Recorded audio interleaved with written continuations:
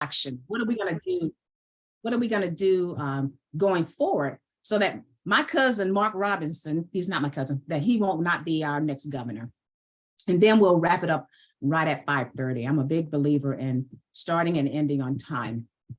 So again, like I said, we're thankful to have Jordan Lopez from Carolina Forward, who's going to share some data with us. And we're really excited to have a diversity of voices today from 4 counties that are somewhat similar to ours, some differences, but somewhat similar. And when I say diversity of voices, I mean in terms of race, gender, involvement with their county parties, involvement in their own participation and get out the vote activities within their community. So we have a conglomerate of people, of voices that can kind of share with us what they did in their counties. And then later on, those individuals are, I'm excited to say, is Angela Levine, who is second vice chair of the Forsyth County Democratic Party, Monica Walker, who is co-founder of the Coalition of Community Organizers in Guilford County, Jonah Garson, who is chair of the Orange County Democratic Party, and then Angela Garrett, who is president of the African American Caucus for Wake County.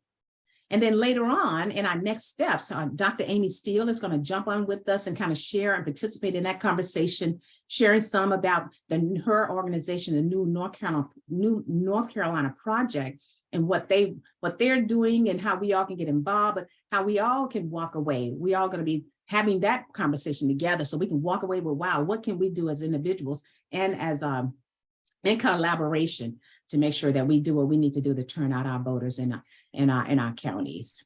A couple of housekeeping items.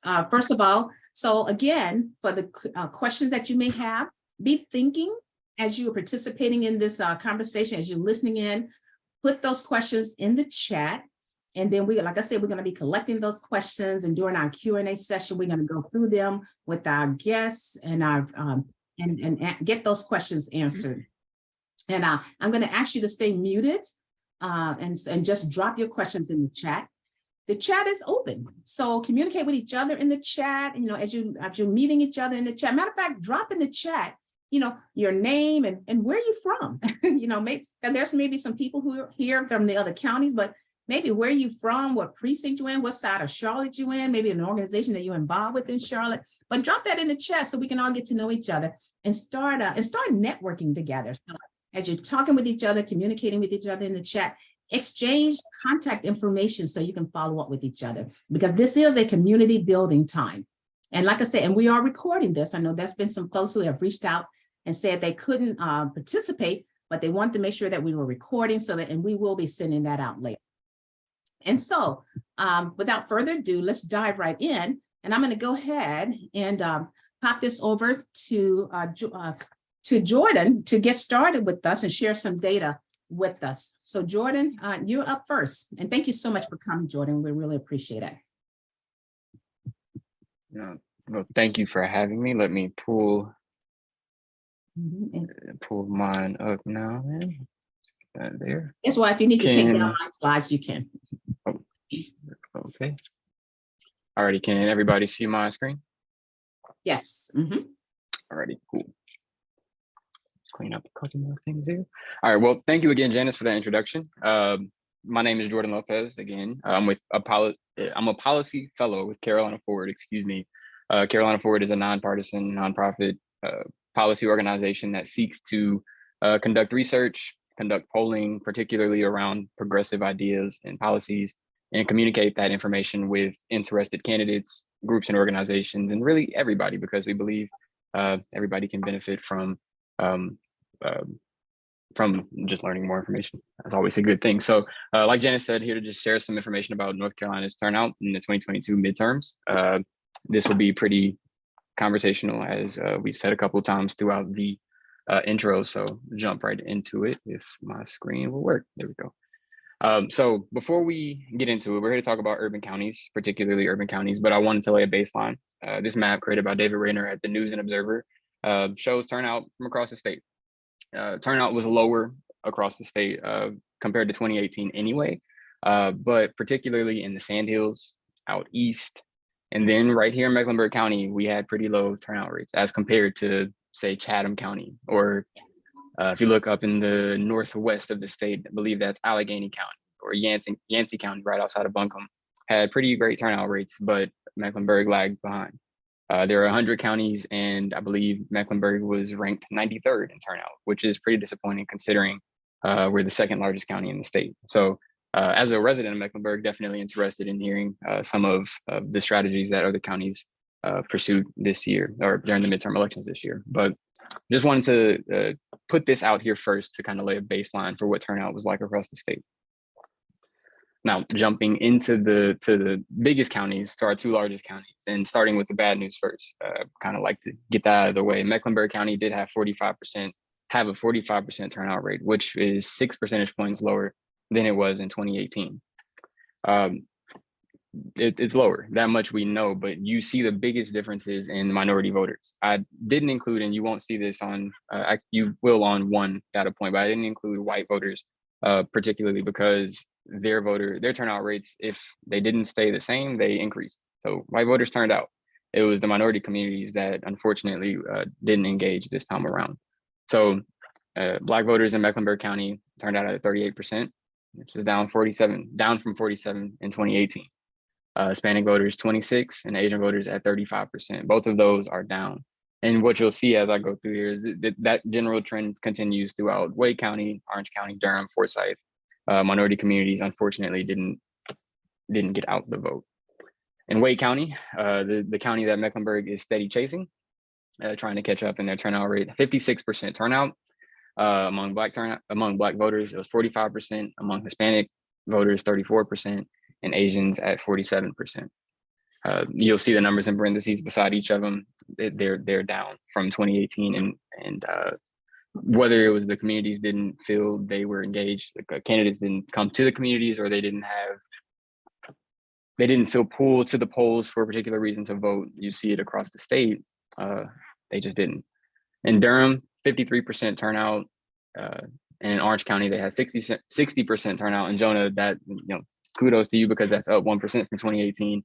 So very excited to hear about what Orange County had going on this year and the different programs going on to engage with voters. But back to Durham, 47% of Black residents voted, and 34% of Hispanic voters turned out to the poll.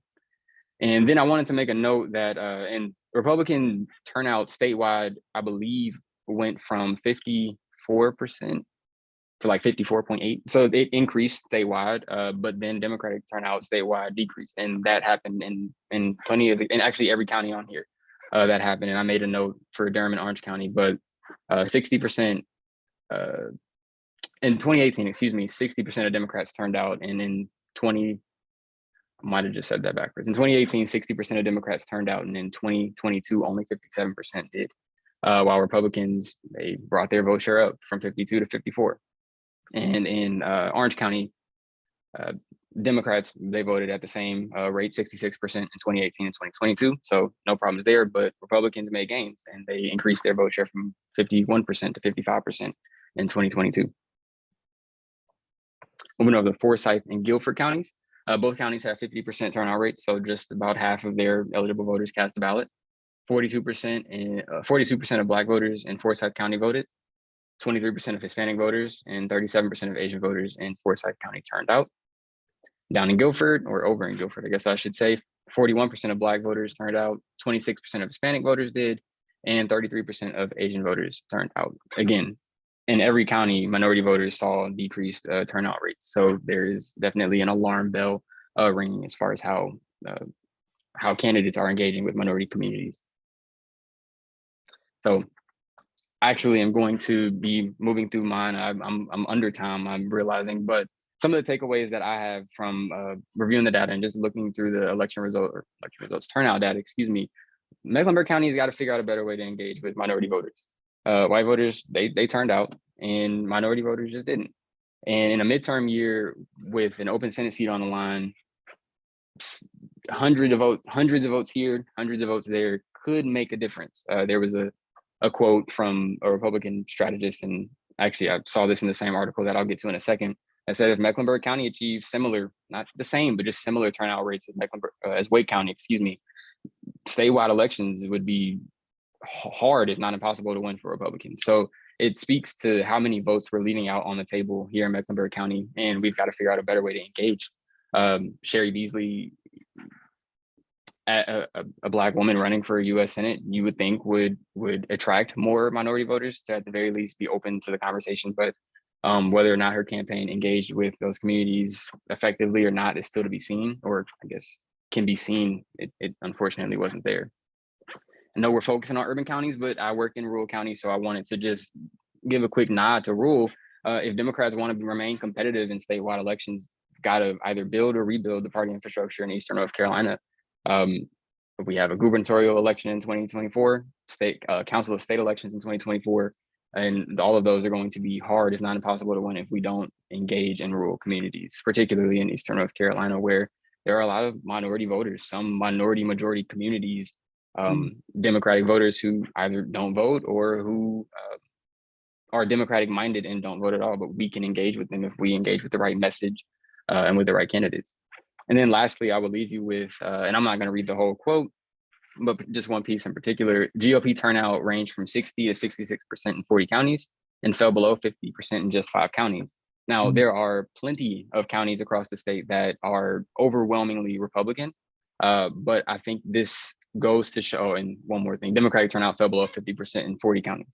But I think that goes to show that the field in which Democrats give themselves to operate in is very confined, and a path to statewide victories, it won't be found through only working in Mecklenburg, only working in Wake, Durham, Guilford. We have to expand our reach in the rural communities and turn out as many Democrats or Democratic-minded voters as possible. So, or that is what Democrats will have to do. Excuse me, I got to be careful with how I say some things here. But and that was quoted from an article, NC Policy Watch, that was written by Bob Hall the other day. I read it and immediately thought, oh, it definitely sounds like something to include. As we have kept saying, a 5-alarm fire, I believe Braxton called it a 10-alarm fire. That to me rings like an alarm. So thank you, Janice, for allowing me to share some very brief data on turnout across the state. And I'll turn it back over to you. Jordan, that was a request to go back to the Mecklenburg County slide, if you don't mind. Oh, sorry, I do not see the comments. That's okay. That's good. We're monitoring those. And just go through that slide again for that person, please. If you don't mind. Yep. So in Mecklenburg County, 360,447 voters cast the ballot, and that was down from 51% in 2018. As I stated earlier, the turnout was lower, generally speaking, and you can almost fully attribute it to minority communities not turning out at the same rates or at higher rates than they did in 2018. Yes. So is there any particular question that person had? Let me see if I can pull up the chat. It was my question, and the one thing we're not showing there is the Democratic turnout. You had that on some of the subsequent pages. Oh, you are absolutely correct. Yep. Okay. Here, I can let you know right now. Let me just come right over here. In Mecklenburg County, Democratic turnout was about 45%, down from 52% in 2018. So less than half of registered Democrats in Mecklenburg County turned out in this year's election. Jordan, thank you so much for that. I guess in looking at the trend that's been taking place over the last now 5 years with voter turnout in the state in Mecklenburg County, do you all see I guess any uptake or any promises in any areas of this, maybe of the state where Democrats are improving and so forth, like in their different regions? Yes, but off the top of my head, I do not have that information in front of me. I want to say Western North Carolina. I was having a conversation with somebody the other day, and it isn't exactly trending in our direction, but they, at the same time, Buncombe County is trending. It has been pretty friendly towards Democrats and will continue to grow to be friendlier towards Democrats. But unfortunately, I do not have that information right in front of me. I'm sorry. That's okay. That's okay. And I didn't ask you to provide that. Just off the top of my head. Jordan, I'm sorry. one question. There was one question in the chat that I wanted to give to Jordan before he signed off. Is the numbers that you gave for Mecklenburg County, that's for all registered voters, or is that for Democrats? Do you have the breakdown for Democrats only? This will be from registered voters. This isn't just from Democrats. So that 45% that I gave was turnout from registered Democrats, but this 45% is also the total turnout too. So the two numbers mirror each other, but that is both. Okay. Jordan, thank you. And everybody, Jordan's going to be is going to stay on. And so during our Q&A session, if you have some questions that come to mind, just write them down. I'll put them in the chat and we'll collect those and we'll have that conversation too. Now I'm going to bring up, Jordan, you can stop sharing and we'll let Angela, who is the second vice chair of the Forsyth County Democratic Party, is going to come and share kind of what they did this time around and what we can learn. Thank you, Angela, for coming. Oh, no problem, no problem. And we do not purport to have the answers to everything. There are definitely some things we feel like we did well, but we also feel like there's a lot of areas that we need to work on ourselves. But we started early in 2022 making volunteer calls to verify contact information. We knew that there was a change coming with regards to being able to text cell numbers and needing people to actually opt in to receive text. So we used that as an opportunity to reach out, verify people's phone numbers, ask them about opting in, and also just finding out what they wanted to do in terms of volunteering and being involved with the party. So it was a great early point of contact that we made. And then in the spring and summer, we were doing canvassing, that we were not doing as much canvassing as I would have liked, but we were going out with what I thought was one of the best scripts that we've ever put together, where we were basically asking people's opinions about things in their community, you know, how they felt like things were going with their schools, how safe they felt like they were in their community, you know, all kinds of different things. And I thought it was a really great way to engage people and just give them kind of a little bit of a heads up that the election was coming, like, hey, did you know that we have an election in the fall? And just, you know, start getting people to think about it a little bit. The other thing that we did in 2022 that helped set us up for a very strong GOTV push was our fundraising. We had 3 fundraisers that generated a combined total of $70,000 in 2020. One was a small dollar donor letter that was sent out. Another was something called Builders Circle, which was a $1,000 commitment for people to join and be a part of that. And then we did have a big fundraising gala type event. So those things set us up well to head into the fall. And so in the fall, we started a letter writing campaign to low propensity voters.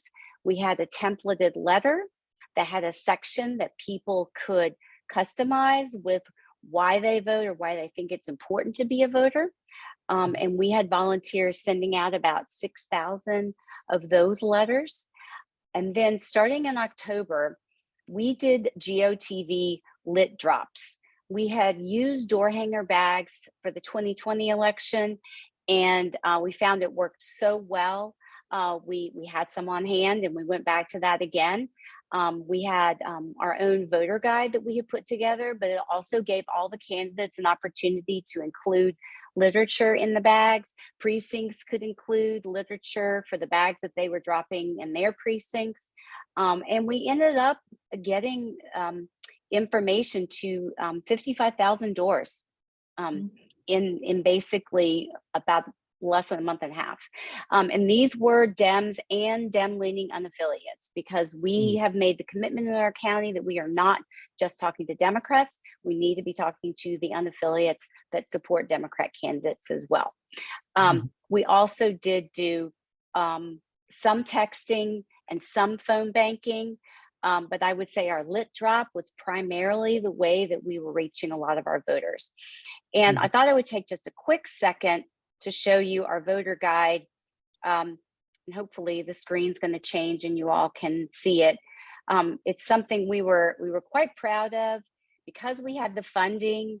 We had the ability to pay for an 8-page voter guide, which I know is not the norm in most counties. Sorry, I think Zoom's just taking a while. So this was our No BS voter guide. The beginning, we talk about why voting matters and kind of set the stage for the fact that extremists were coming to destroy our democracy, and voting is a way that we save it. We had a second section that talked about the results of voting and being a voter in 2020. You know, what are the things that happened that were very positive for people, including highlighting that the Republicans have done nothing. We had our early vote schedule with locations in here. Then we had the section so people could quickly see what was on the ballot for us, as well as all of the candidates. And then, you know, we had some things that we wanted to make sure people did, like checking their voter registration, making a plan to vote, voting, you know, early or voting as soon as they can, that kind of thing. So it was a lot of information. And then, you know, we kind of wrapped it up with links. We found a lot of people are using QR codes, so we incorporated that into what we did.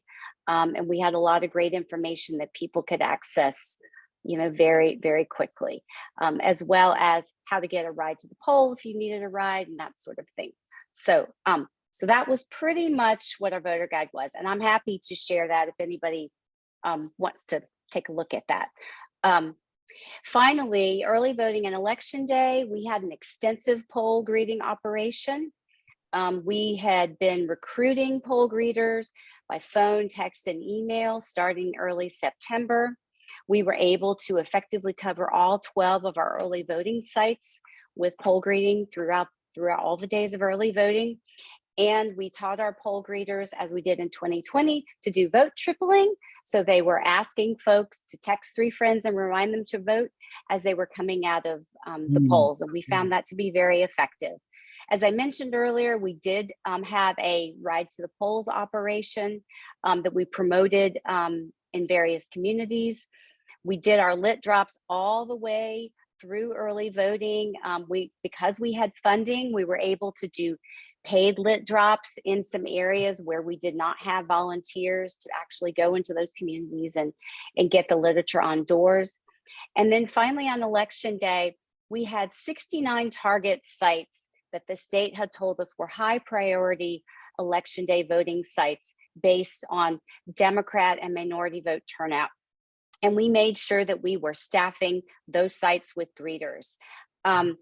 As we found situations where we had too many people at a place, we were pulling people off kind of at the last minute, sending them into communities with voting information to do a little bit of flushing and try to get those last minute voters to the polls. So that's kind of a quick version in a nutshell. And again, I'm happy to share any details when we get to the Q&A section. Angela, thank you. Thank you. What an operation. Wow. Okay. Let's see. Monica Walker is on, and Monica is a co-founder of the Coalition of Community Organizers, and they were active in helping in their community to get voters to the polls. So, and we can bring Monica up on the screen.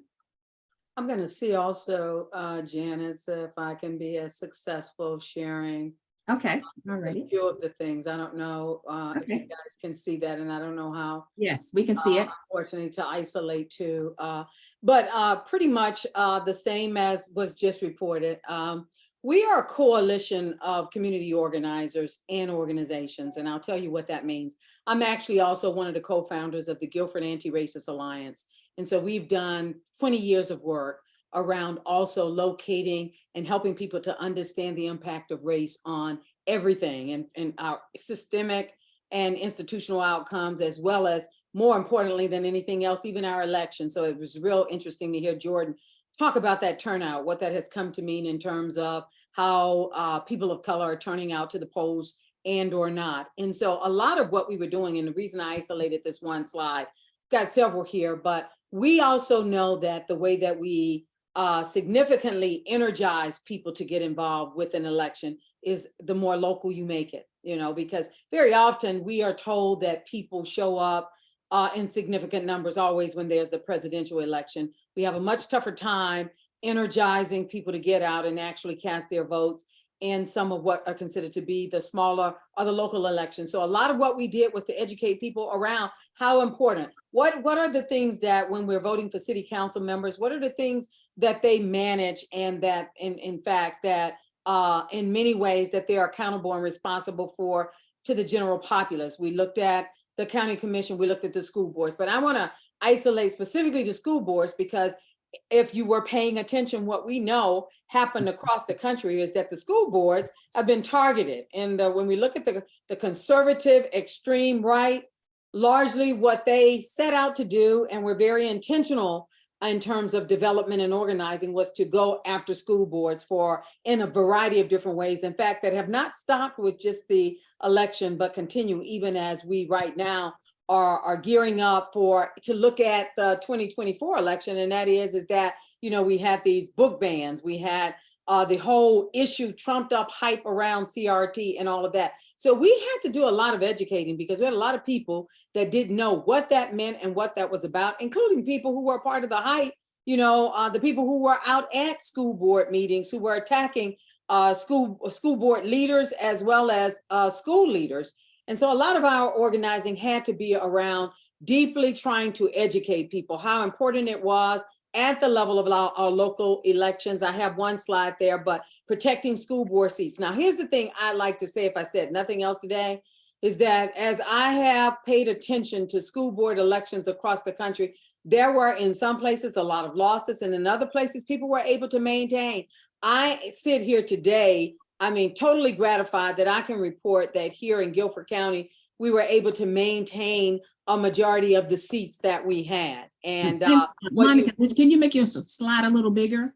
I'm trying to figure out how to do that, because I'm not used to working inside of the deck. Did that help? There you go. Perfect. Okay, Thank you. there you Thank go. you. We don't want to miss this good Yeah, data. so we had seats. We went down and we looked at the seats that were important to be held across the state of North Carolina. As you can see there, you're seeing many of the counties where seats were in a critical position of folks trying to maintain seats and keep those seats. In our county, we kept our seats. We think that was a major celebration, because we had a conservative slate. And I don't know if any of you have read about a group here organized in Guilford County called Take Back Our Schools. And it was a very conservative slate of folks who really wanted to ban books, folks who believe, erroneously, that there was CRT in our schools, and on and on and on. So our big hype really was around providing that kind of education. The thing that I think is the most important, not only what we did, because it was a lot of education, it was a lot of canvassing, it was a lot door-to-door knocking, it was a lot of education that we held. Most of that this year, unfortunately, was still not in person, but largely was the kind of things that we did in terms of our virtual presentations. But we did a lot of those, and we did them across multiple organizations. Where I'll close this right now is to say, we have made a very important decision that we're going to continue organizing. We're not waiting for the 2024 election to be upon us. We have done a very strategic analysis of where the strengths were in terms of what we were able to maintain and achieve. To look at that, we wanted to analyze our weaknesses and look at where could we have done something differently. And the thing that we ultimately decided was that we should have started a lot earlier with a lot of our organizing. And so we have a strong collective of folks who are right now, we will be meeting on a monthly basis. We're dividing up to look at how do we improve our youth participation in terms of activating the vote, how we look at different factions of the community, different areas of the community. And we have a full-fledged commitment to be wholly in, and we want to do 2 years of organizing so that by the time we find ourselves at the presidential election, we want to be able to say that we were in a position in terms of that kind of strategy, that not only to as Jordan has reported, that voting was down, in particular for minority communities, we want to be able to say that it was up. And so a lot more could be said. One more thing, Janice, if you will. We also produced a commercial that was carried on across 12 different stations. And I wanted to show that commercial, but I cannot get it to play. I have a person working on it. If I'm able to achieve that, Janice, I'll drop it in the chat. But we bought time on a local station, a local community group that was about get out the vote. And that was major. That helped us a whole lot. Awesome, awesome. Thank you, Monica. Thank you, Monica. And I'm sure there'll be many questions for you when we get to that Q&A. Well, the grassroots participation is so important. So we appreciate that. And the thought of, hey, starting now and having 2 years of organizing, that's perfect.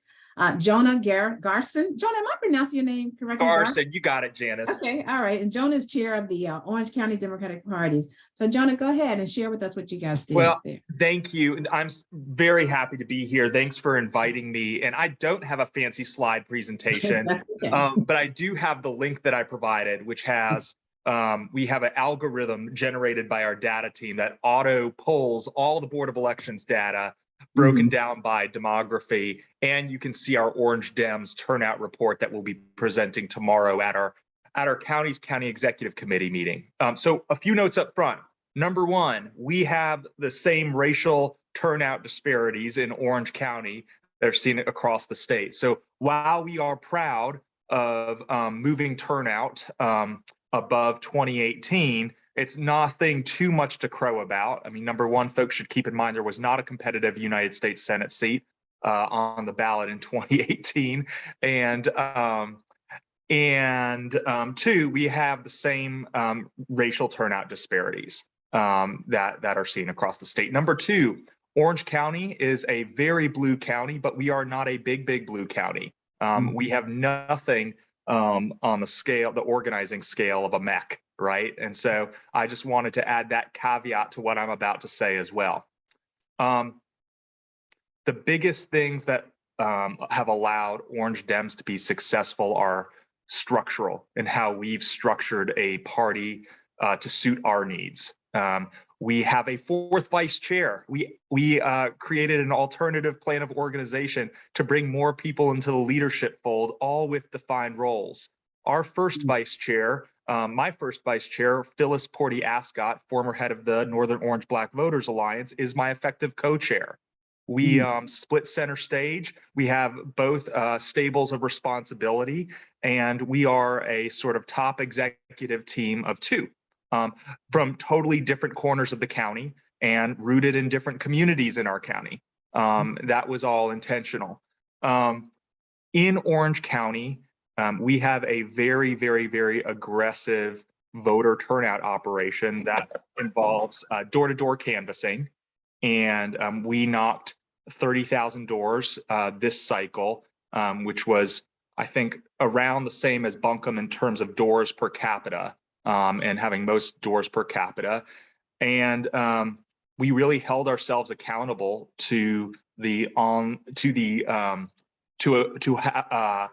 we held ourselves accountable for a canvassing operation that was robust, even in the chaos of the coordinated campaigns GOTV rollout. And it truly was chaos. What does that mean is when the coordinated campaign sprung on us in September, the GOTV plan, we said, okay, well, on paper, this is a pretty good plan, and we're going to throw in all of our Orange County resources. And we have a lot of resources in Orange County and volunteer power. We're going to throw everything we got at actually running this plan. And that means 6 canvas launches a weekend, 9 canvas launches per weekend for the last 2 weekends, grind. And our voter contact universe was voters for Democrats, including unaffiliated voters. We included some base voters in the mix, folks who didn't participate in the primary. The coordinated campaigns GOTV universe did not involve touches with base voters, many of whom had not received any touches at all previously. And we also included all folks who had registered since 2020, full stop, the new to town folks. We went door to door with door hanger bags, similar to the ones I think Angela described, where we put all that loose coordinated campaign literature. We put it all in. We put in our blue ballot, our sample ballot. And then we also had cover door hangers with all of the candidates' faces for Orange County. Think of it as like a cheaper voting guide, a budget voting guide. And so I can bring up a picture of that in a second, but it was, it showed the diversity of our candidates running in Orange County. It had the core message of why you should vote in a midterm election, which if you look at literature we received generally from the coordinated campaign, you will not find that message. And it had the basic early voting schedule and election day voter lookup information, right? It had all that stuff on it. And so we're leaving with folks, whether we talk to them or not, little get out the vote care packages. Now, we started canvassing though for the final stretch back in August with a different set of materials prior to knowing what the coordinated campaign was going to do, because we couldn't wait. The only reason this was sustainable, even for an Orange County with all of its resources and volunteer riches, is that we have a board of folks who all do work. Phyllis Porty Ascott and our county party attorney, David, were in charge of our whole voter protection program and voter empowerment program, which we took in-house from the Democratic Party, from the state Democratic Party. We led that ourselves. We had a voter education at the polls or poll greeting coordinator who was in charge for making sure that there was full coverage during early voting on election day. And that was their job. And the volunteer spots were filled or they weren't. There was sort of bottom line outcome driven approach, and we filled all the spots, and we filled all of our voter protection spots. And we had people making calls all day from our office, beating the bushes for canvassers. And a secret in Orange County is we did not do any other phone banking other than beating the bushes for canvassers. And we use text strategically, not to annoy people with repeated text messages, but if someone had told us that they were early voting and it was the second to last day of early voting and our data said that they had not yet voted, well, they were going to get a text message. When we finally confirmed a Sherry Beasley visit in Northern Orange to a polling location, well, you can rest assured that everyone in half of the county who had not yet voted got a text message, said, go right now or go at 12 p.m. to meet Sherry Beasley at the polls at the Mayo Street early voting location. We use text in a very personal way because ultimately we felt that text was not being used in a personal way at scale by some of the bigger campaigns, and that was important. So we had someone on voter education at the polls. We had voter protection. We had canvassing. We had two officers involved, myself and our third vice chair, involved in the actual canvas launches. So we could make sure that our voter education, our volunteer education was good and robust. So we were there every single canvas launch. We also had a separate student organizing team, and they ultimately ran their own GOTV launch location. We have been deliberate over the past 3 years of bringing into our leadership team the UNC Young Democrat leadership. And so we made sure they had everything they needed to launch their own canvases and do their own relational organizing push on the UNC campus. Big takeaways, like we couldn't wait on the coordinated campaign. We made sure that in the party, we had a multitude of leaders who trusted one another, who were patient with one another, extended grace to one another, and we worked like hell and grounded out. That's great. That's great. Wow. Sure, we have lots of questions. I wrote down some that I want to definitely shoot to you during the Q&A. Thank you so much. Yeah. What you guys did. So let's see, let's bring up Angela Garrett, who is president of the African American Caucus in Wake County. And so Angela, let's hear what you guys did. Well, good afternoon to all of you, and thank you again for inviting me, Janice. I greet you, of course, from the board. I bring you greetings from the board of Wake County. Basically, I'm sorry, I didn't know if you intended to be on camera or not. No, I did not. Okay, all right. I just want to make sure. So basically what I intend to say to you is the same things that you have done, we actually did here in Wake County. I'll try to be as granular as I can be based on the statistics that we're presenting at the opening of the call.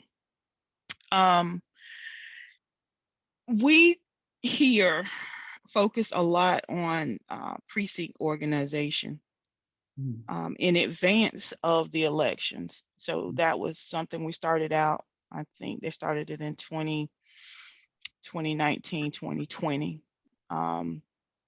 After the presidential election, that was a focus, an area of focus. And then getting more volunteers in place that were in strategic communities. Like, you know, we have towns within Wake County, and so we have spokespersons within those areas. And that's something that we try to do also with the African American Caucus, which our mission is to get people to run for office, as well as assist in turning out the vote. So we had a lot of boots on the ground. We had volunteers knocking on doors. We did lit drops. I was not involved in any phone calls. I'm not a phone call person, but they did have phone banking going. And the area of focus was drilling down on getting out that vote, especially for Sheriff Beasley. And statewide elections, we were focused on our judicial candidates. We've really was focused on that. And I must say that we were highly disappointed that some of our judges were not reelected. That will definitely impact us. But like you, in the same counties, we had to ask ourselves, well, what are we doing wrong? We noticed that one of the things I will say to you is that the conversations with the people that live in these communities has to be ongoing, not just when you need them to give you a vote. And so what we do during the summer is have outings, functions, things where people in the community can come out, especially since we have an onslaught of people moving into Wake County. We want them to know who is in the school system. We want them to know who is their local congresswoman, congressman. We want them to know, and we keep education in the forefront. That's vital, because with the new people moving in, we've seen a swing also to more unaffiliated, a rise in unaffiliation. So I'll say it that way. I think, and that is because they don't know who the candidates are. They have no understanding of the state, nonetheless, Wake County. So our conversation is geared towards the unaffiliates also. You want to get as many people in the mind frame of listening to and identifying with the candidates.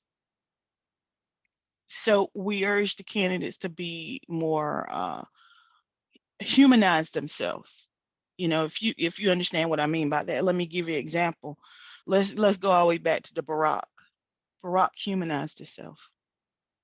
Barack made himself presentable to not just one group of people, but all groups of people. And so in that, we have to find that delicate balance, that it's not just about brown, black, purple, green, it's about all of us. And so that we can make sure that we represent the voices of every person that lives in our community and in our state. So that's all I have for you. Okay. I think you all did a wonderful job. Thank you. All right. Thank you. Thank you so much. I appreciate that. Now what we want to do, I'm sure you guys have some questions. We want to get into some Q&A and discussions. Let's see, let's take Angelo off, go to gallery, and Yvette Townsend Ingram, who's chair of our membership committee for the African American Caucus of the Mecklenburg County Democratic Party. Yvette is going to kind of guide us in our discussion from questions from the chat. Yvette, do you have some questions from the chat yet? I know I have some. Go ahead. I absolutely do have questions. They were great questions in the chat. Some of them specifically asked for data or information And I will make sure that that data or that information gets to everyone. Let's see. The first question that I wanted to highlight here, really good question. Do other county DEM orgs have a data advisory committee? Because that seems really needed. Okay. Who can answer that? The counties, you guys can just jump in any of you. I'll jump in. It's a core part of our leadership team. We have a data chair and we have two other experienced former data chairs. In fact, Julia Buckner, like when the Coordinate campaign was behind and getting turf cut for the entire state for, and taking a second look at the targets, she knew she could call on our trained data leadership team. I think all the counties should be empowered with data. And there's some folks, I'm a stodgy English major and attorney by background. I try to stay away for the direct interface with numbers as I can and rely on smart people to analyze them for me. It's super helpful. I mean, I put in information generated by an algorithm they come up with right from the BOE data for all the turnout for the last years. You all can see that. But it's great. And through the county to county program, which is a project of Orange Dems, they're also able to share their technical skills and ability with other counties who ask for it. And ultimately that they also help support our, the paid canvassing we were doing through county to county in Eastern NC, in Cabarrus, and in Granville Lake. So I don't have that skill set. It's amazing to have. Is that a paid, something that you pay your data person to do, or do you recommend hiring maybe a specific consultant to do just that? Well, so I'm all for paying everyone. These are all retired data scientists, Orange County, we are lucky.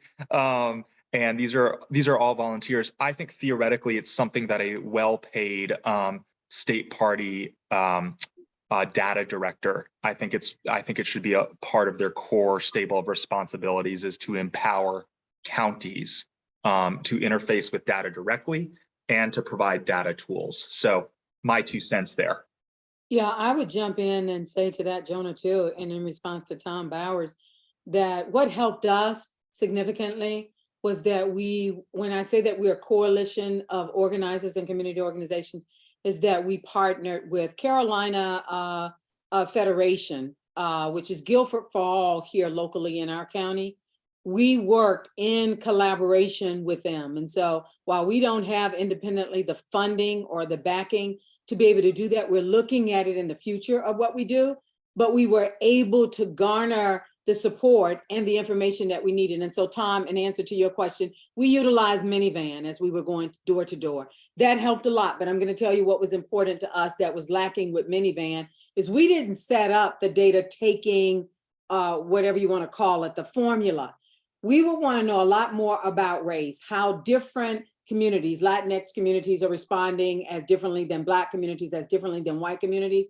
So what we're going to try to do now, and we've been told that we can get someone to help us to do it, is to be able to input the kind of formula that will give us some racial data that we think is really significant for us to have in order to do our best job of canvassing and doing everything that we do. So I would add that from Guilford County. Thank you both very much for that. Couple of things. Want to make sure that we get a copy of the voter guide in the chat if that has not yet already been put out there or linked to it, or if it could be emailed to everybody that is on the list who has registered. Also, would love to see a canvassing script.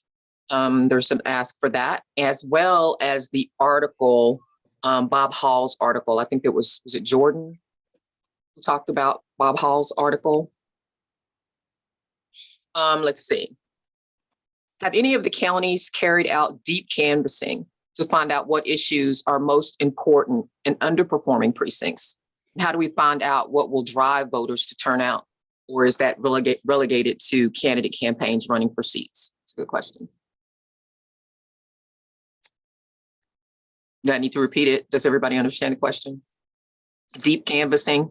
Is there anyone on here that is doing deep canvassing and underperforming precincts? Is there any shared resources among Democratic county leaders for those precincts that underperform and that need help? I mean, speaking to deep canvassing, we've done some deep canvassing campaigns in Orange County. And for those of y'all who don't know, deep canvassing, think open-ended conversations where you ask people what matters to them.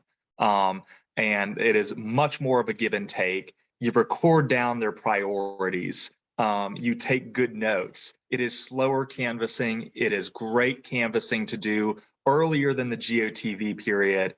And especially if you're using Minivan to check back on historic notes, when you come to GOTV, you can find out, you can have talked with someone earlier. It says, you know, affordable housing, my rent has gone up $200 since the start of the pandemic. And affordable housing, it's what's most important to me. Then you come back around for GOTV canvassing, you knock on the same person's door and you say, you know, Monica, you know, last time we talked, you talked about affordable housing concerns. I share those concerns. And you know what? We have an amazing congressional candidate who is going to DC to make sure there's federal funding for good targeted affordable housing projects. You know, there are ways to then leverage deep canvassing that you've done, open-ended canvassing, to more focused, direct turnout-based canvassing. And it's frankly a respectful way to approach folks in a field program.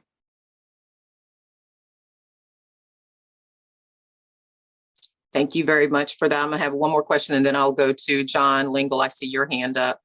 One question, it sounds like, and I'll actually chime in with, I was supposed to be working with coordinated campaign and it was a little chaotic. It sounds like no one waited on the coordinated campaign for direction, for funds, for people or otherwise. Is that correct? What's the answer to that? Because I know I work for Progressive Turnout and we were supposed to reach back and get a lot of information from the coordinated campaign. But they weren't very accessible. I'll just say that. Anybody want to tackle that? Yeah, my experience is yours of that. We couldn't even get coordinated campaign materials for our paid canvassing in Eastern North Carolina and Cabarrus County. And, you know, we're doing it as favors. I'm curious to hear what other people have to say. In Forsyth, we never really rely on coordinated. We've just had too many issues over the years and we just always make our plans. And if there are things that come together, so be it. But like you all have said, it's just not, you know, it's just the kind of thing you just can't sit and wait because the clock's ticking and you've got to be going ahead and making plans and doing things. In like an April of a 2022, you know, you're making plans for what you want your organizing program to be. You just don't know what that final form the coordinated campaign is going to take. And there's never a way to know. So I think you can do a lot of good contingency planning. But I think you, as a county party, you got to plan on going to print on your own stuff and not assume the paper is going to get your way timely. But that's a big budget item. It's not glamorous stuff to talk about. It's a huge budget item. And you got to get started canvassing sooner. And sometimes you're lucky. I mean, if the Beasley led coordinated campaign or the NCDP led coordinated campaign had rolled out that GOTV plan sooner, it's a good GOTV plan on paper. If Orange County was hard pressed to actually execute it, can't imagine what other counties, with all of our resources in Orange, I can't imagine what it was like for other counties to try to pick it up. You plug in the good coordinated campaign elements where you can, and you understand that your county chair and the board, their job is to negotiate with that coordinated campaign for best outcomes, rowing in the same direction. All right, let's see. Does anyone know? Oh, no, never mind. Sorry. Can I make a comment? Sure, go ahead, John. We're going to keep this casual. Yeah, I was gonna say that I'm in 2 precincts in Davidson, North Carolina, and we've been really doing deep canvassing for a number of years now. I agree 100% on all the comments made about the coordinated campaign. I mean, if you're going to do deep canvassing, you got to get organized long before the coordinating campaign gets organized. The other thing I will say is the tool we're given to work with, Folk Builder, is not built for deep canvassing. Its tools really aren't very good at all. So for example, something real simple, we just wanted to set up 30 turfs and have the same people go back to the same turfs. And you can do it in Vote Builder, but like everything else, it's a very long, cumbersome workaround. If anybody wants to know how to set up permanent turfs and be able to change the target population in them, shoot me an email at johnlingle.com and I'll be happy to send you our 3-page guide on how to do that thing. But it's like, I just feel we're left with these sort of archaic tools, and there's sort of lip service made to deep canvassing or relational canvassing. But then when you look what the county is doing or the state is doing, it's more lip service than actually helping us implement that in any way. Thank you so much for that, John. Instead, we're going to, so that I don't get into trying to look and hunt and seek and find all of the questions or hands up, just please, if you would, drop your question in the chat, and I'm going to do my very best to keep up with the flow there. We do have a lot of questions. Yvette, let me chime in here. If you have some comments, hold that until we get to the next step. So because we want to get through all the questions, especially for our guests that are on the call. Thank you. Wanted to ask Monica, how did your grassroots effort interface with the Guilford County Democratic Party? I happen to be the precinct, the captain of my precinct, chair for the precinct. And so I worked very, very closely with them, and of need be, because, you know, most of the campaign materials, the kind of canvassing that we were doing. I mean, I can't imagine that. I love the Democratic Party. I love our chair. I love the work that goes on inside of that office, but I also recognize that they are largely often overburdened and understaffed. So you've got to be very, very, I want to say, independently situated too. So back and forth to the office for resource. In fact, they counted on our precinct and our organization a lot for, by the time we got to the day of the actual early voting and the day of the election, poll greeters. I don't know if many of you, the supply chain has not just hit retail and other labor entities in this country. We had many of our candidates and many folks that literally, even paying, could not find people sufficient to do poll greeting, which is extremely vitally important to really getting out that vote. So what we did, and one of the major coordinated efforts that we pulled, was we made sure that the poll greeters that were at any of the polls were working on behalf of any or all of the Democratic candidates.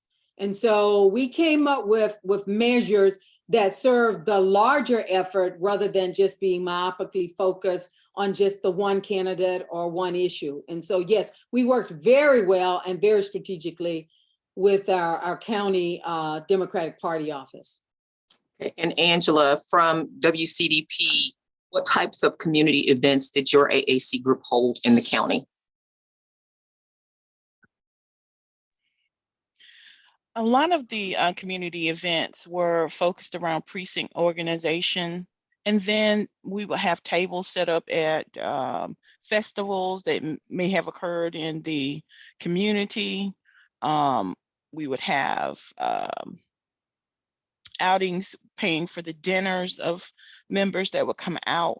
So it was sporadically across the county, done by precinct chairs and the VPs of the Wake County Democratic Party, because the funding came from that to pay for it. So these were done, like I said, continuously. And I'm sure in January we'll start up again, not focusing on any one thing, but just getting people engaged in conversation. So I hope that helped. I also encourage you to go out to the Wake County Democratic site. You can see all the things that we have, community events, we have it listed.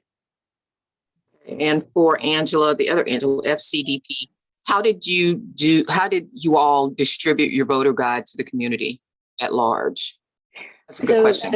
So beyond the targeted lit drops we did during our GOTV period, we also made sure that any group, whether it was a caucus, an auxiliary, or some other group that had connections to the audience we wanted to reach, had access to these guides and could give them out at any community event they were having. We also had booths at a couple of different events in the fall. And that was a place where we handed out one event, which was right after the deadline for voter registration, I think was like October 14th this year. It was an international festival, and we had a booth, and I was like, well, we need to be there with the voter guide because, you know, it's something we can give to literally everybody that walks by. And we did an additional handout to go with it that said, hey, you know, can't still register in advance, but you can register to vote during early voting, and here's how. And so, you know, we just used this voter guide, like everywhere we could find anyone to take it, we did. I mean, I was carrying around in my car, in my glove, they were in my glove box, they were in my purse. I mean, we were getting it everywhere. Okay. Angela G, what amount of funding was available from WCDP to individual precincts, and how easy was it to obtain that funding? Okay, I cannot speak to that honestly. I am an auxiliary of Wake County Democratic Party. I don't know exactly how much they allotted to each precinct to do that. I'm aware of how much our budget is because I'm on the calls for that, but I can't disclose that to you. Okay. What I do suggest that you do things within your budget, you know, because Wake County's is totally different from every other county. But you don't have to spend a lot of money to engage people in conversation. You can have it at a pub where they buy you buy some wings, they buy their own beer or their own glass of wine, you know, those types of things. And I'm sure that you all have done that. The candidates will do that. You know, fundraiser, they'll have it at a local pub and people just come out. So it's the same idea. I just don't know how much money they use. Can't speak to that. I apologize. Okay.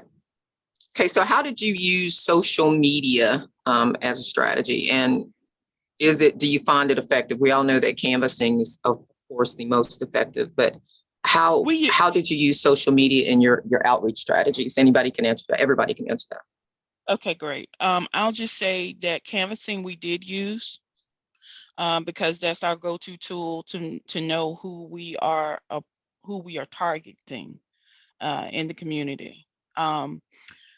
Social media, we use Facebook, we use Twitter. No, I mean Facebook and Instagram. I'm sorry. We just post information out that will target individuals, and I get to see that tracking information. So learning how to use those tools for statistical approaches will help you a great deal. I suggest, and this is a suggestion, that, you know, we have a lot of universities here, and so you can reach out to the business department and tell them that you have an internship for a student who is a graduate student in statistics, and ask them to help you.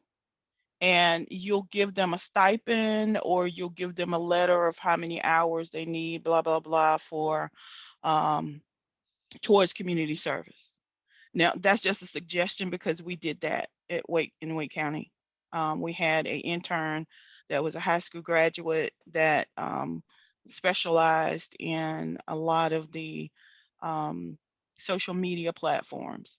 So he did a lot of work for us, and we thanked him for it. And he's now a college student at Campbell University. So That's awesome. You want to put yourself out there, and a lot of my executive board members are retired.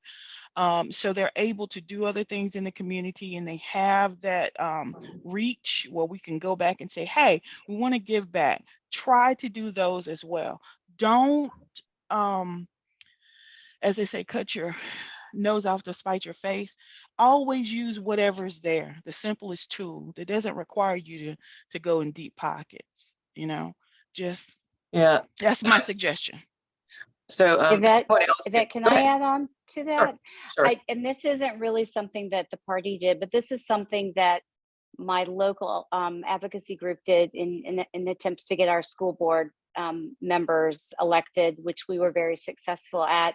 But we developed an influencer network, people that were on social media that were connected to a lot of other people who you could see that when they posted something, people would listen. And we created a lot of content that pushed our candidates and why they were better, that called out some of the lies that were coming from the other side, and that even posed some questions that we felt like people should be asking of some of our candidates' opponents. And people shared it. In fact, we would share it in groups, we'd share it with individuals, and then I would end up having somebody share it back with me who had no idea that I had actually created it. That'd be like, oh yeah, that's the graphic that I put together. And it really made the rounds, and it helped people spread the word about who to vote for and who not to vote for. And I think it made a big difference. So I definitely think having an influencer network, if you can identify those folks and get them sharing content, it gives your content so much more legs than just sharing in your own party group or on your own party page. All right, so there's a question here also about organized efforts to reach young voters, because that was the other demographic that we failed to bring out to the polls. In addition to the fact that I think a lot of us just kind of made the assumption that because of the overturning of Roe v. Wade, we would get the younger female vote, like what happened in Kansas or whatever, that they just did not show up. It was not an issue that pushed out that younger voter like we talked about. Does anyone have any ideas about that, about turning out younger voters? They're just not a big part of the electorate right now. I would say one thing, and I think an important thing too, is I think approaching young student leaders and young voters to get involved in the party. I think it's very important in the approach that they are actually centered on equal terms within the party and not sort of balkanized as young leaders. That means vice chairs or leaders of teams. That means not necessarily going to them with a default approach of, we need help with our social media. I think that that's a big mistake. I think, Orange County Dems would not have been able to get through the height of the pandemic and our virtual turn without a large team of young folks coaching non-digital natives through how that transition needed to look. So I would say intentional efforts to make sure that young leaders are leading GOTV operations, that they are your canvas captains, that it's the UNC Young Dems posted up at the student body vice president's house, working with a couple affiliated issue advocacy groups that aren't partisan aligned to make sure that students turn out in the early voting location. I mean, this stuff takes a lot of intentionality, but giving as much leadership and support as you can, and also making sure you're giving things to those young folks, whether it's paying them directly, which is always a great thing, making sure you're really on it with your letters of recommendation and with opportunities for advancement. And if you are the one connected with the money as a party officer, connected to a network of old folks, making sure you are moving that money toward their operations. So. All right, I'm going to turn it back over to Janice now. Okay, Yvette, thank you. Good discussion, good discussion. We're gonna move into kind of next steps, because it's, one thing I've learned over the 5 years I've been involved at Democrats, we like to pontificate about a problem, but it's really important that we have some action that we're gonna do to turn everything around, to really move the needle. I'm gonna turn this over to let SY kind of lead this, and Dr. Amy Steele. Is Dr. Steele on yet? Anybody see her? She's gonna be popping in. Oh, hi, Dr. Steele. Thanks for coming in with us. Before Dr. Steele, I do want to let you kind of give you an opportunity to kind of share some about, you know, the new North Carolina project for you. Those of you who may not be aware, I'll let her kind of talk about who she is and what her organization is doing and going to be doing, what they did and what they're going to be doing going forward. And so she and SY will kind of lead this conversation.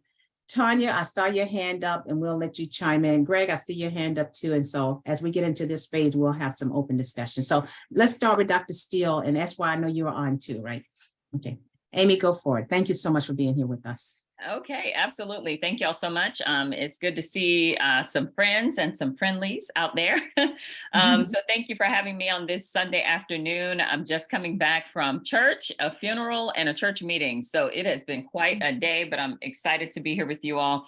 And I can say that, you know, we obviously, like everyone else, we're reeling from the election and just trying to understand it all and really just trying to make sense of everything that we just experienced. So for those who don't know, I ran for office, well, by career, I'm a Spanish teacher and former school principal, K-12 school principal. I ran for office to try to fix public education in the state of North Carolina. I really didn't know that that's not how you fix public education in the state of North Carolina, by running for office. That's one way, but there are many other ways that can affect change. So anyway, I ran for office in 2018, had the pleasure of working with Jonah Garson and some others on that race, and came up short by about 1,900 votes. I was expected to lose by 10,000. So I came up short and then decided to run again because I enjoy torturing myself.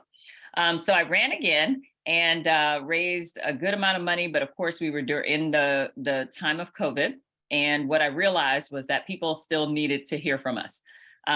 So lost that race by 2,500 votes, but had 9,000 more votes than the previous year or the previous 2-year cycle.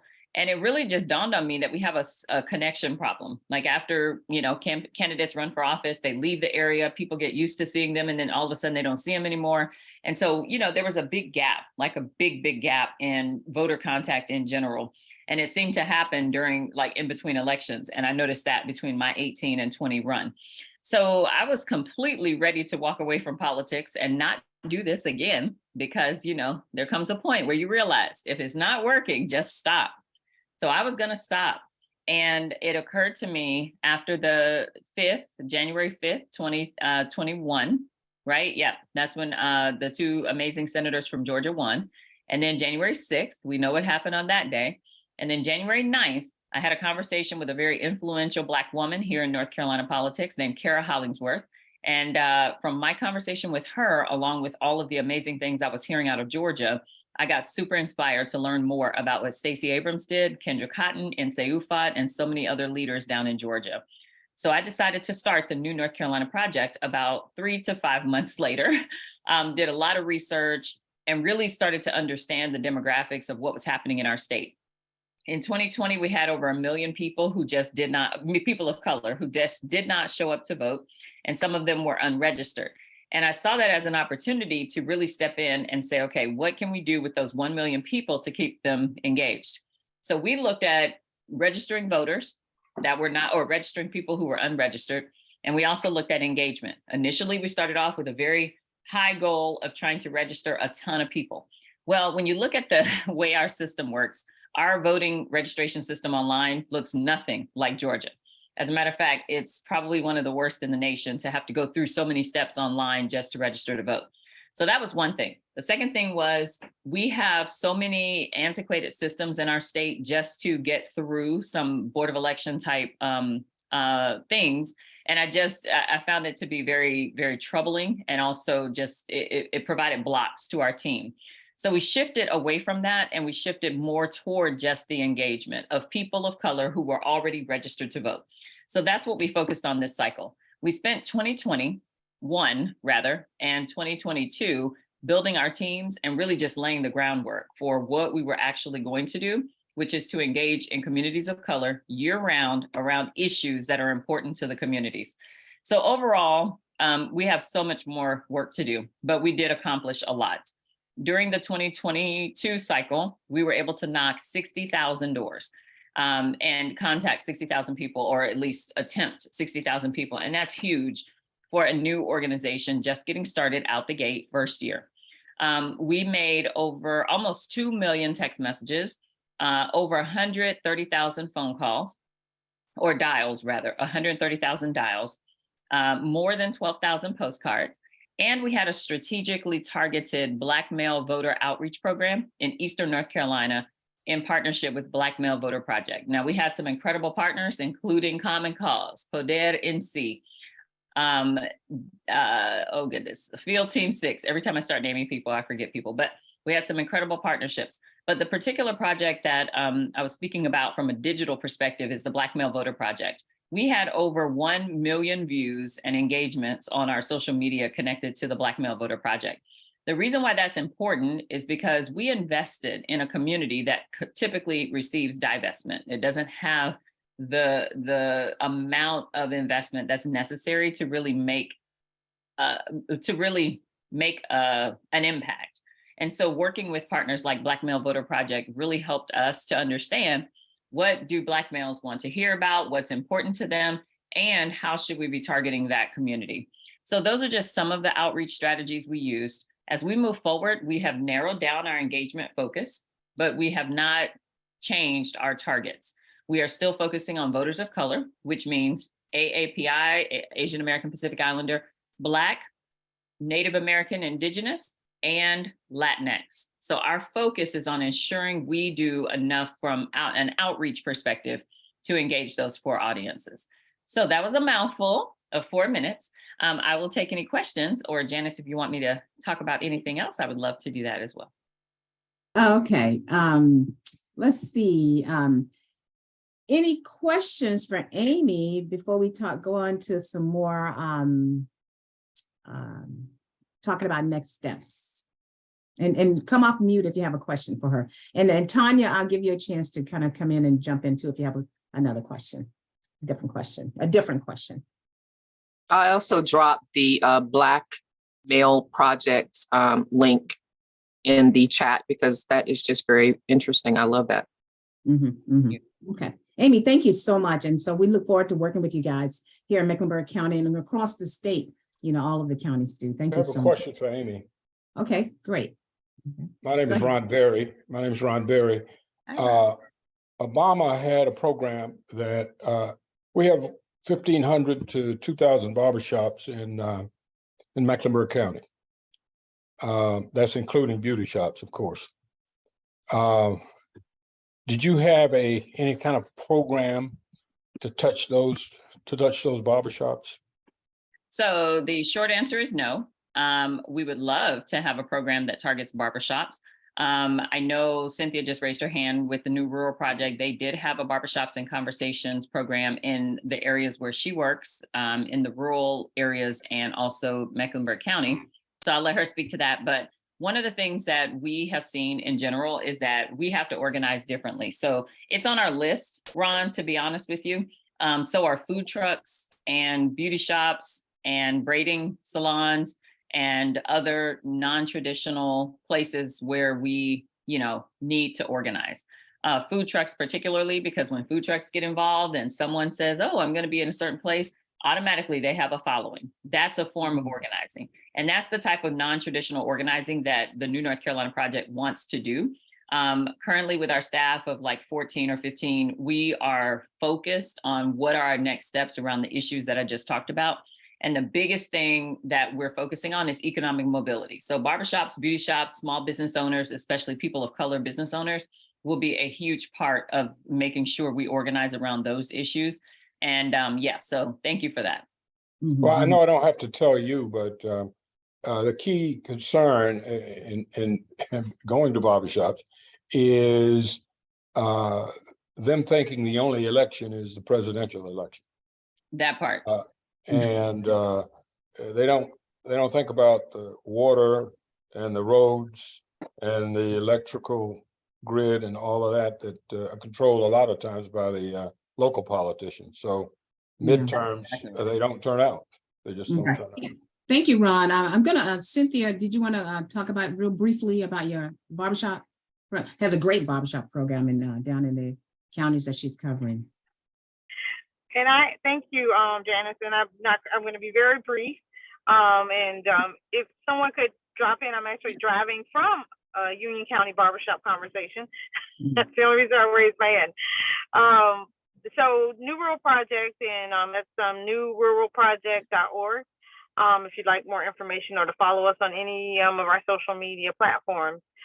Started in March, our Barbershop Conversation series in Anson County.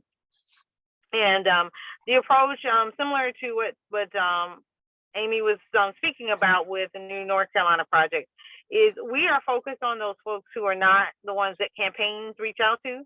So those folks who vote every time are candidates, but those folks that, are not the more infrequent voters, but high value voters.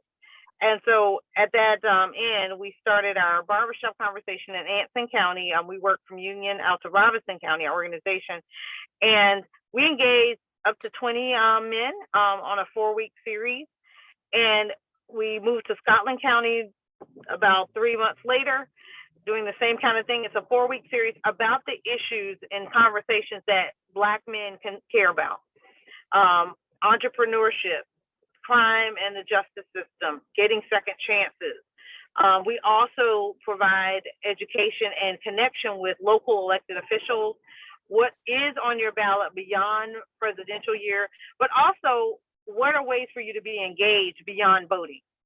And so with that effort so far, it's a slow process. It is definitely a marathon. Today's session in Union County, one of our graduates from our Anson County barbershop actually led the session. He and 2 friends have started their Sandhills Voter Initiative. So they've started their own organization focused on their rural county to do outreach. They started this after our March, April barbershop. In September, they had a alumni basketball tournament in Anson County with 4 different groups of previous basketball players. They had 300 to 500 people in attendance at this basketball game.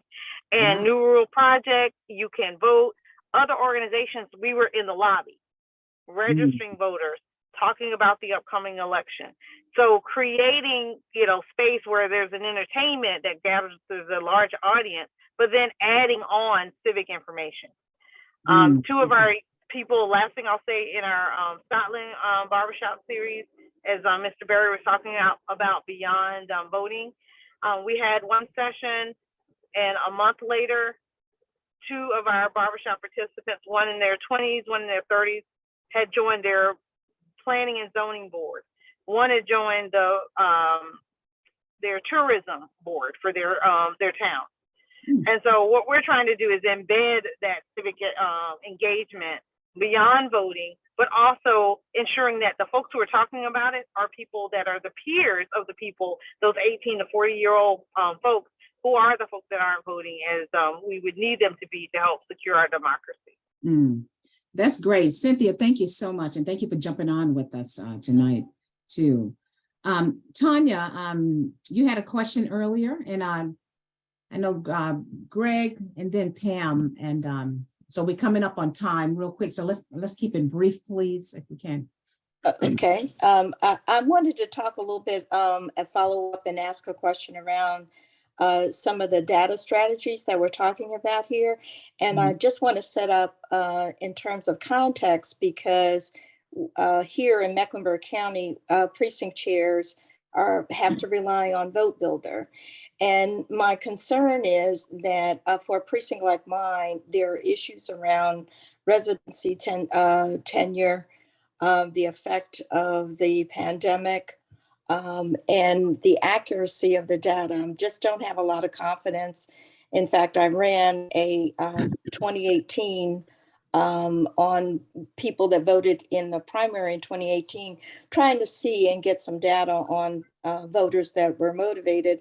And missing from that data was some key people in my precinct officers that had voted in 2018, but nevertheless were not showing up in vote builders. So I kind of echo what John Lingle was talking about, and why this is relevant, in my opinion, is because some of the successful things that some of you talked about, the texting campaign. Well, if we had a texting campaign based on vote builder from my precinct, given the turnover and the absence of people that are showing up as inactive, but actually have moved out of my precinct because I have more rental than homeownership. Unlike where I lived in Huntersville, in North Meck, it was home ownership. So there's much more stability in the population, and the population, the rental population is young professional. So are you asking, Tanya, for a different, if there are different resource maybe that's out there? Well, I wanted to ask them because I was, even with the literature drop, again, you're utilizing resources and wasting money because the people no longer live there. And I wanted to just delve a little deeper, particularly from the Orange County, which sounds like it's much more stable than like my precinct. And also to talk to the people in Wake County, because Wake County, I'm sure, has some pockets just like uptown Charlotte, which is where I am. And I'm just, how do you get around that? Yeah. What can we do to get data that we can let's actually let Jonah answer that real quickly, and definitely get Jonah's contact information so you guys can talk offline too. There's a big and tough point here, which is we create the data. We create the data. And one of the problems is that when you have highly transient multifamily housing or student populations, and in Orange County we have all sorts of precincts in Orange County. What it means is that you have to do more work around move-in, move-out periods.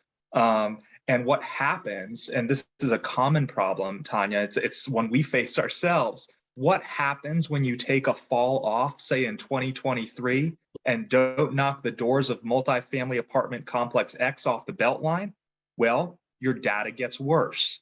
And when the data gets worse, the motivation to then do the hard work of knocking the doors or whatever, when people knock the door, the person behind it's not the person they were expecting, the motivation goes down and the data gets even more worse. So it is a negative cycle, a downward cycle. And so multifamily housing and more transient populations generally, they require just all that much more work. Vote Builder is a clunky tool. However, Vote Builder, the interface is bad too, but Vote Builder interacts directly with the voter file. And if you know how to use it, should have every single bit of registration information in it. And I'm not a fan of Vote Builder. However, one of my knocks on it is not that it doesn't have comprehensive information. Jonah, thank you so much. Everybody, we are at time, but I'm going to let Pam. Pam, are you still on real quick? Ask your question, and then I'm going to let SY kind of finish us up with kind of a call to action, what we need to take away from this, and we'll go ahead and get ready to end. So Pam, are you still there? I am. Thank you, Janice. Just given the time, I'll figure out who I need to talk to, because I have a very specific question that's going to take some time for me to articulate. So thank you. You want to drop that in the chat, and then the guests on can respond and give you their contact information? Okay, I'll try to do that. Okay, all righty. SY, go ahead and come on up and give us kind of a next steps and call the action. I get the hard job this evening. Greetings, everybody. We have, well, let me just say on behalf of the African American Caucus of Mecklenburg County, where I proudly serve as first vice president or vice president, I just want to say that this was such an enlightening, inspiring, motivating, and catalyzing event. And I hope that most of you, if not all of you, will leave with some of that same sentiment. My task is to try to pull this together and give you a call to action message. So we've heard from all of these counties in North Carolina with their specific targeted efforts. If you noticed, nothing was the same. Everything was different. And it was because they targeted what they knew would work or has worked in their particular counties. So that gives us all a mission, if you will, to think about what is going to be of benefit where we are. This is one of those situations where it's not a one-size-fits-all circumstance. And we all have to grow and bloom where we're planted. You might not like the demographics in your precinct. You might not like the fact that this is, a place where you haven't been successful in electing Democrats. You may not like the fact that you have to talk to unaffiliated voters in North Carolina. But this is the message.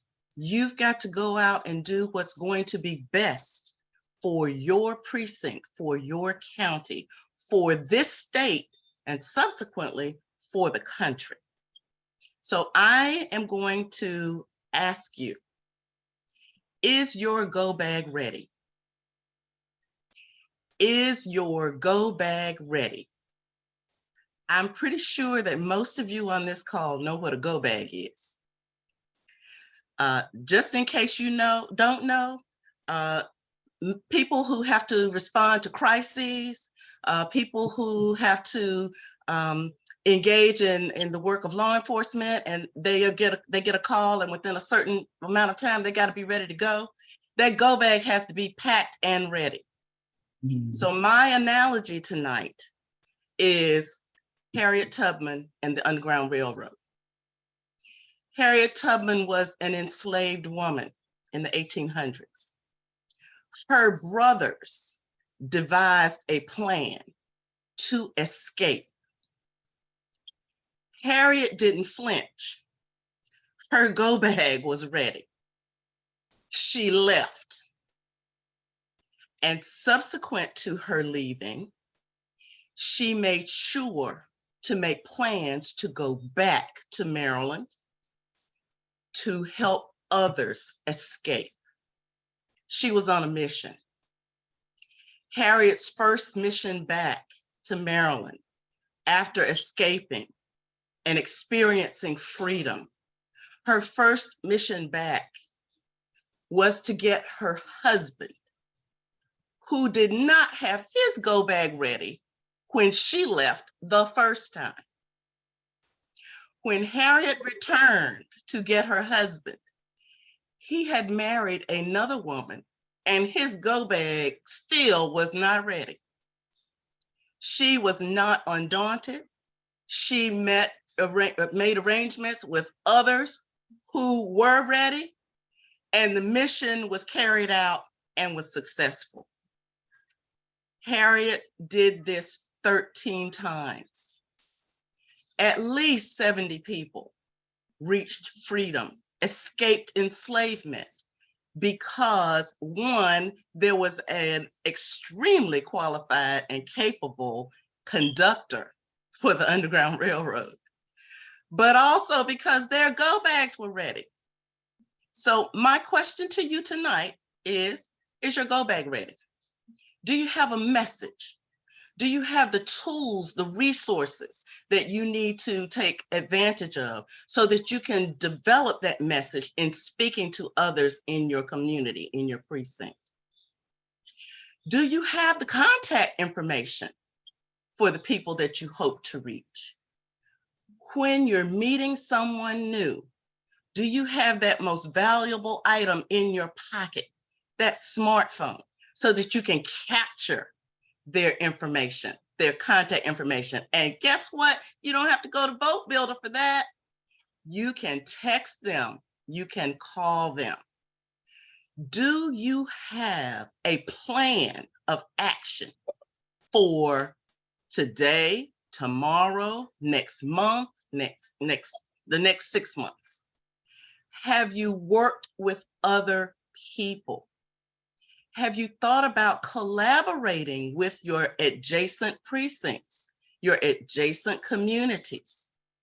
Are you actively working within your structured county parties to make change happen? Are you thinking about a workaround if something doesn't go the way you had planned? Do you have an alternate route? Those are the types of things that we need to be considering tonight. Hopefully, this will be the first of many opportunities for us to convene and to share information, to share strategies, to begin to build on what we know has got to take place if we are going to be successful in 2023 and in 2024. And I'm just going to leave this last thing in your mind.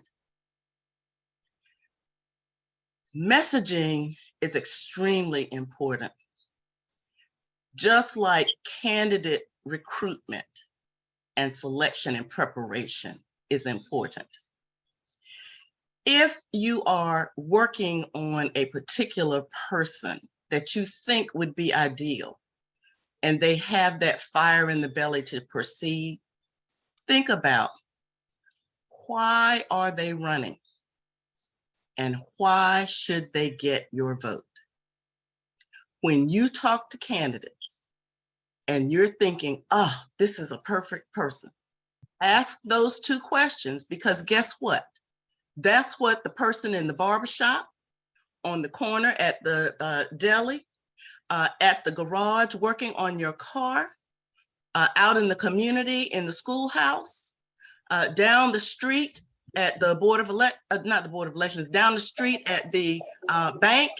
All of these people are hearing from candidates, but why are they running and why should they get your vote? Have your go bag packed and ready, people, because the train is coming. And we want to all be competent, effective conductors. Have a great evening, everyone. SY, thank you so much. Everybody, thank you so much. We went over about 10 minutes. One last thing I will charge you with is think about trying to identifying 5 to 10 people that you will be working on next year, and to make sure you help them get to the polls in 2023 and 2024. Thank you, everyone. Thank you so much to our guests, for Jordan, Angela, Monica, Jonah, Angela, and Dr. Steele for coming on. We really appreciate it. Everybody have a good evening. Good night. Don't forget to save the chat. The transcript is, since we recorded this, it's saved in the transcript, but I already captured it too. Okay. Team, would y'all please stay on? African American team, would y'all please stay on? Everybody, good night.